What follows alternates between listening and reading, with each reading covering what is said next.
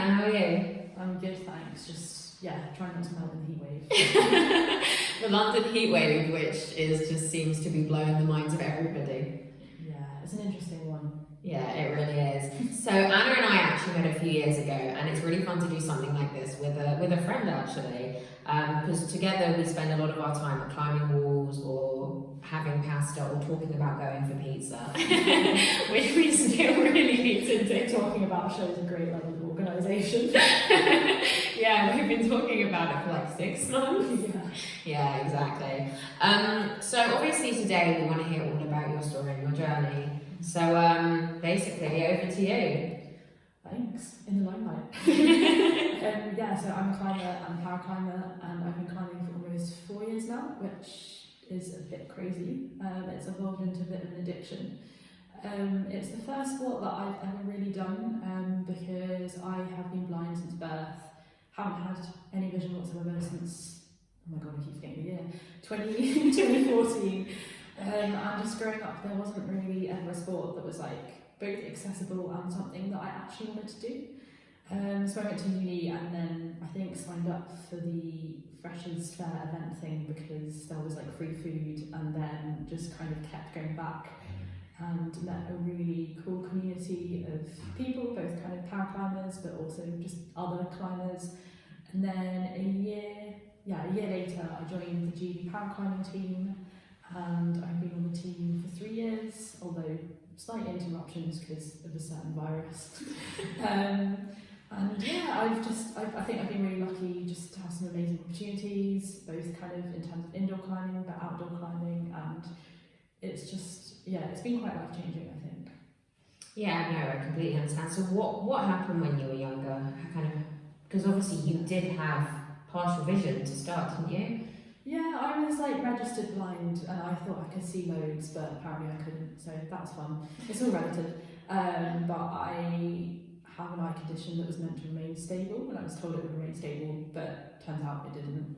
We love life surprises.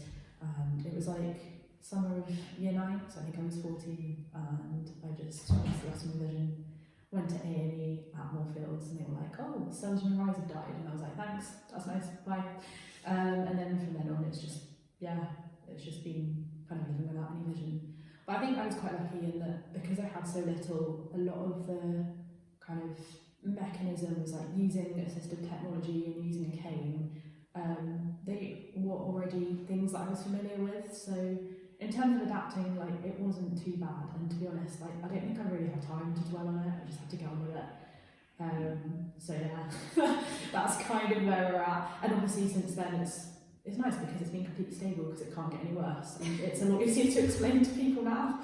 So, yeah.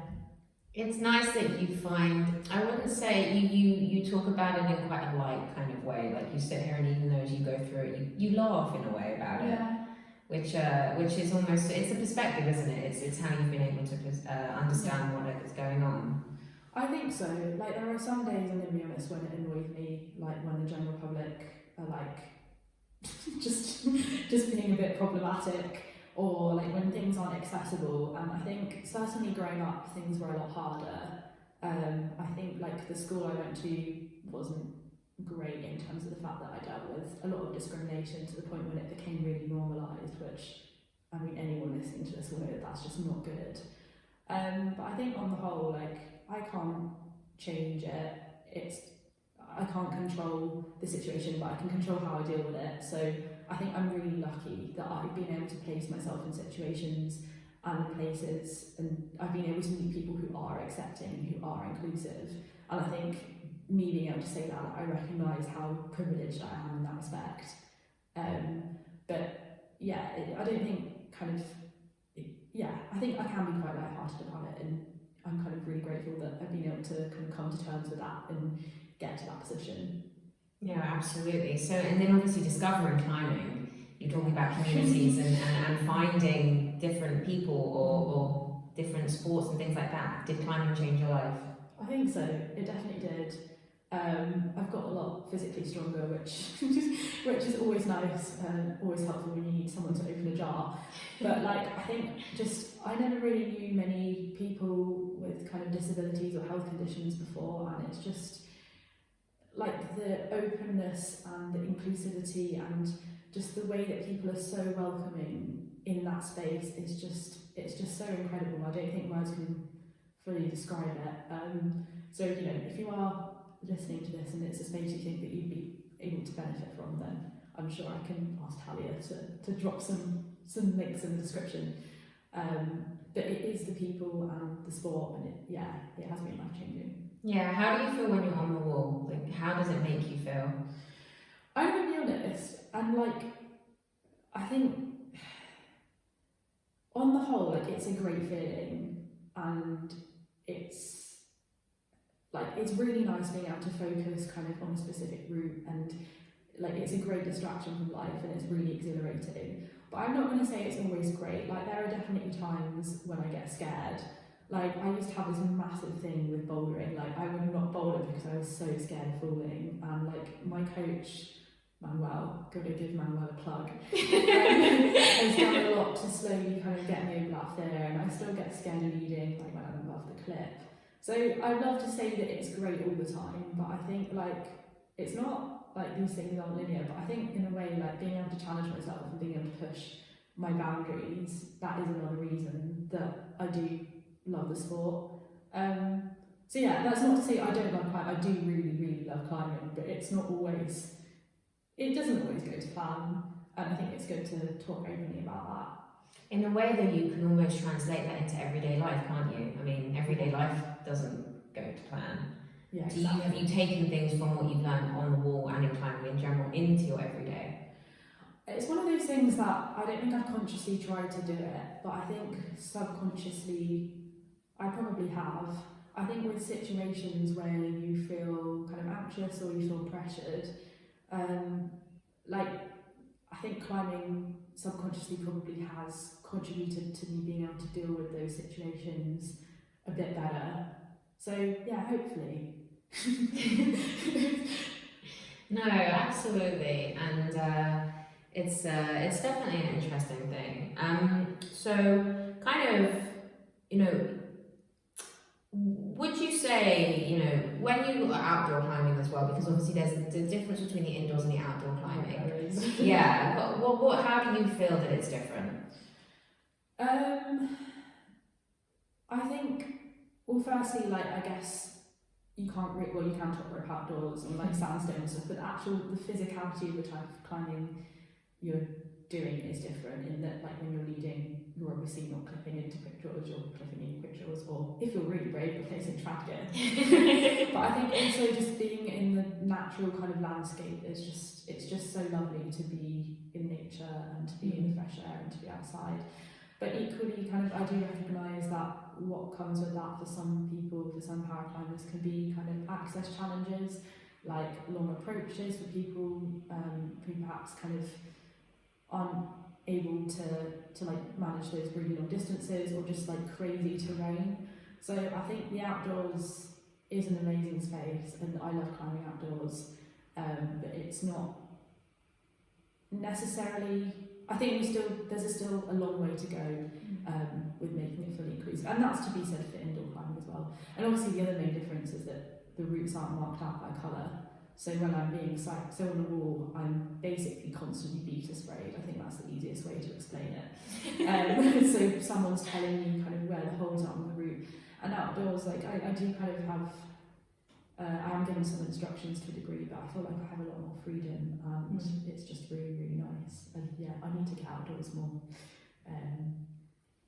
Yeah. Where's your dream outdoor route? Anywhere in the world, I'm not just talking about the UK, anywhere.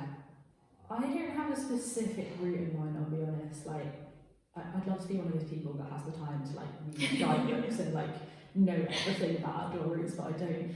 I think the favourite place I've climbed were the sea cliffs in Rossley in Wales, so maybe something else on a sea cliff. But in general, I don't know, I was going to say I really, really love like techie slabs, but actually recently I've been trying to push myself out my comfort zone more and try like more dynamic kind of comp style, like overhanging kind of powerful stuff. And I don't know, I never thought I'd say this, but I'm kind of starting to enjoy it.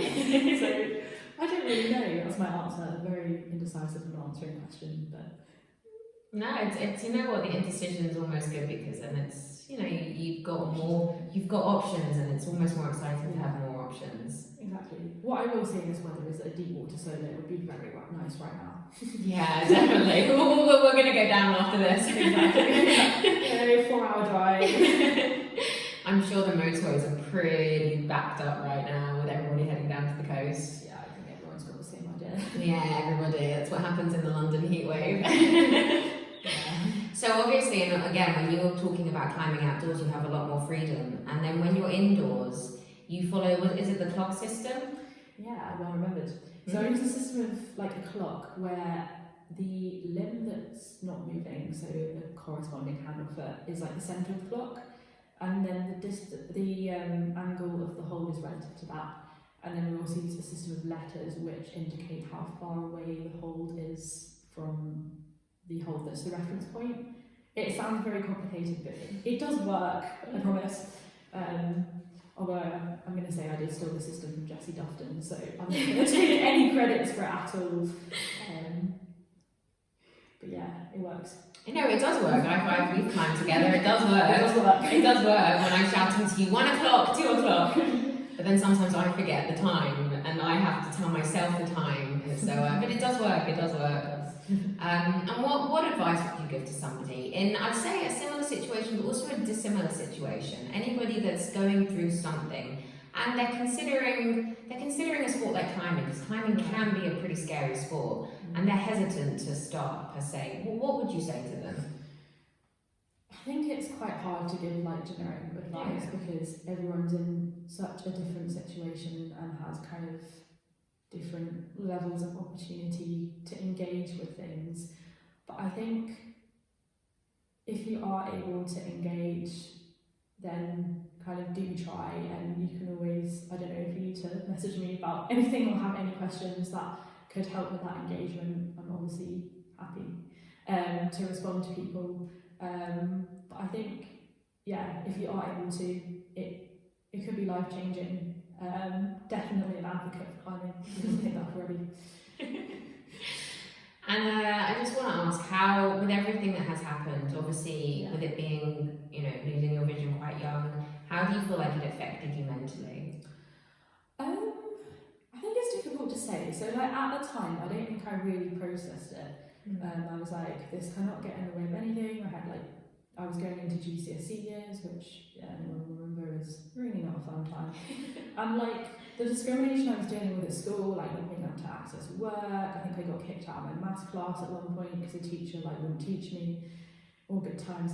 Like that kind of started before I lost my sight anyway. So I don't think I ever really had time to fully reflect on it. I think now, like, it hasn't had a horrendous mental impact on me, I'll be honest. I'm really lucky. I think I often think about what it would have been like to learn to climb when I had some sight, because obviously this massive, sorry, I realise I'm slightly veering away from the question, but one massive component of climbing is that looking at the problem or the route and kind of solving it. And like, I don't know, it would have been cool to be able to do that. And I can do that when I'm projecting stuff, to be fair, and I've become more familiar with it. So I think I've been quite lucky in that I've been able to live with it, tolerate it, and now it is a lot easier to explain to people than rather than like, I can see this but not this, and yeah, but it just is what it is. Yeah, so in a way you kind of wish you could have started climbing earlier. I think so. I think it would have helped me.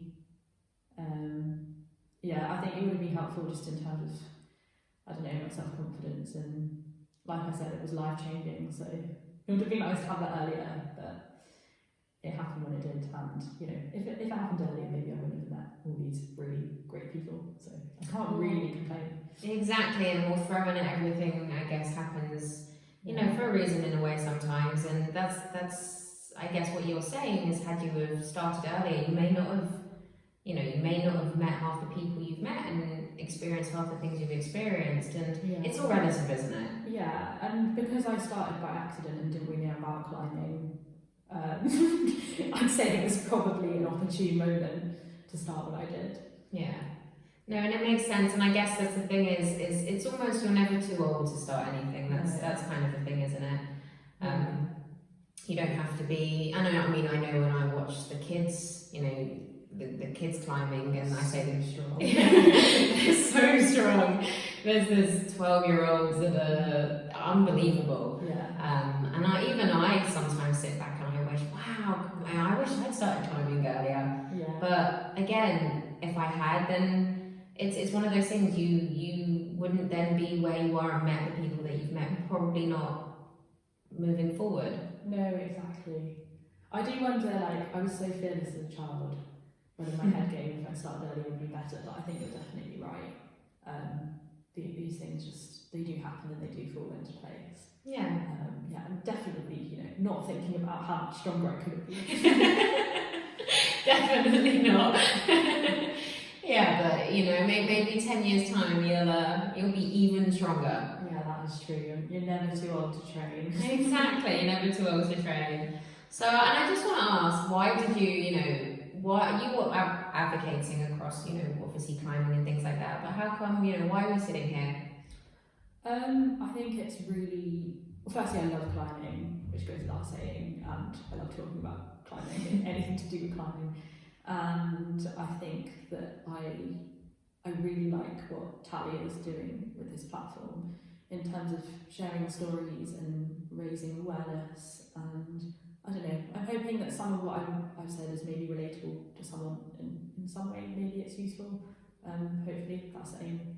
If not, then I guess this is a bit awkward. But I don't know. I think it's just really important to show that there is a representation of lots of different people in the climbing community. Not both in terms of, I think representation sometimes can be a bit of a box ticking exercise, but I don't know, I guess I just want to show people that they can climb, or they can, it doesn't have to be climbing, like you can do whatever sport you want to do, and if it is climbing, then there are people trying to make it more inclusive and more accessible, and maybe it will benefit someone. Yeah, I mean, the community's great with climbing. It's a great community. And it's, you know, what you said, this is why I'm here. It's anyone can take anything from this and moving forward, even if they're not a climber, and it doesn't matter what you've been through, if anyone can take anything from it, then yes, that's the important thing. Hopefully, yeah. That's the aim. Otherwise it's just awkward. I think that's like the worst thing I've ever said. No, I love it. I love it because I love it because it's true, isn't it? It's, you know, everyone tries to do things, and you want to help people and show different things to people, and sometimes it works, sometimes it doesn't. Yeah, exactly. That's true. It's life is just a learning process in a way. That is also very true. Exactly. Yeah, exactly. It's almost like if you're on the wall sometimes, and you know you feel like you can do something, and sometimes if you can't, and it can be awkward. Yeah, it can. But then you can try a different beta. Exactly. So, you know, there's always a way to solve a problem. Exactly. There's always a way to solve a problem, and if it's not A or B or C or D, there's a number of other ways you can try. Exactly. Just don't tell me to dino because I will refuse. I should not know that. That's not true. I'll be open to trying a bit. It probably won't work. See, this is the thing. When you were a kid, you may have dino, but you know what? We're going to make sure you're dinoing in, what should we do, like a few years? Yeah, give me 10 years. Yeah, give me. Actually, no, you peak at like 25 or 26, so give me 3 or 4 years. Okay, in 3 to 4 years, you guys have heard it. It's here. It's in video, but it's in writing as well. We're going to get you to dino. Yeah, let's do it. Maybe I'll even enter one of those. You know, like the climbing wall, like fun comps, they have those random dino comps. Oh, I can't believe I'm saying it. I'm not backtracking, it's happening. It's happening. You've committed. Oh, we're going to do this. You've seen it here, it's going to happen, so we'll get it out there. Anyway, no, this is great. Is there anything else you want to say or chat about? I don't know if I have anything else like particularly coherent to say, but yeah, just I guess if you've got to this point, then thanks for listening, and thanks Talia. Oh no, thank you for finishing for me. So yeah, thank you for listening, and yeah, it was great to talk to you. Yeah, thank you. No worries. See whoever's listening on the wall at some point. Yeah, absolutely. Come down to the walls, and you'll find Anna, myself sometimes. And yeah, we can all climb together.